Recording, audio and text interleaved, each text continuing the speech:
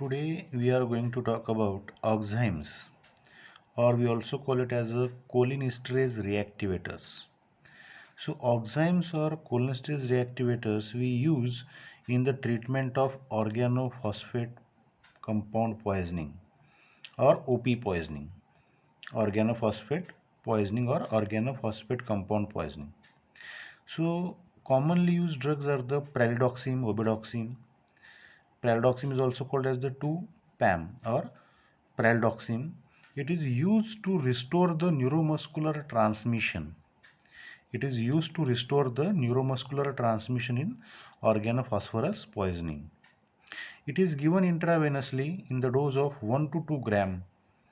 It is given in the dose of 1 to 2 gram intravenously.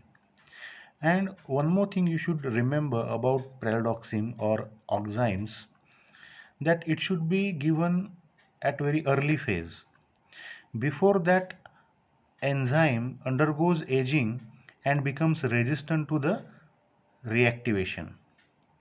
Means this pralidoxime should be given very early in the early phase before that enzyme undergoes aging and become resistant to the reactivation. So before that we should know that this enzyme, acetylcholine esterase enzyme, has two parts, esteric site and anionic site. There are two ends of this enzyme. One end is the esteric site and other end is the anionic site. Acetylcholine molecule binds to the both ends of the enzyme. It binds to the both ends of the enzyme. In organophosphorus poisoning, there is a phosphorylation of esteric site, but anionic site is free. Means in OP poisoning, this organophosphorus compound binds to the esteric site and it will get phosphorylated. It will get phosphorylated, but anionic site becomes free. Now, phosphorylated cholinesterase reacts very slowly with water. If we give water, so this phosphorylated cholinesterase. Why phosphorylated cholinesterase?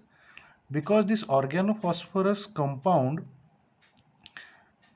binds to the esteric site and it becomes now, that enzymes become now phosphorylated because the phosphorus compound binds to this enzyme. So phosphorylated cholinesterase reacts very slowly with water.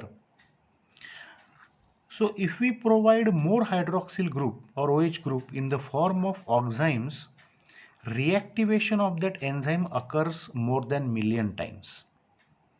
So because of that, if we provide pralidoxime intravenously 1 to 2 gram, so pralidoxime is a quaternary nitrogen that attaches to the anionic site. Where it attaches? It attaches to the anionic site which is free or unoccupied in case of organophosphorus compound poisoning. Now when it attaches to the anionic site of the enzyme, what happens now? Its oxime end reacts with the phosphorus atom attached to the esteric site. Its oxime end reacts with the phosphorus atom attached to the esteric site, and there is a formation of oxime phosphate complex, and oxime phosphate so formed diffuses away the reactivated cholinesterase. What does it do? Oxime phosphate complex diffuses away the reactivated cholinesterase. Reactivated cholinesterase, how it is diffuses away? Because there is a formation of oxime phosphate complex. How it is formed? Because oxime end, pralidoxime, oxime end reacts with the phosphorus atom. Where it is attached to the? It is attached to the esteric site, right? And that's how it will diffuse away the reactivated cholinesterase. Now we have pralidoxime and obidoxime. These are the lipid insoluble drugs, so they cannot cross the blood-brain barrier. So they will antagonize only peripheral effects because they cannot cross the blood-brain barrier, so there is no effect on the central effects.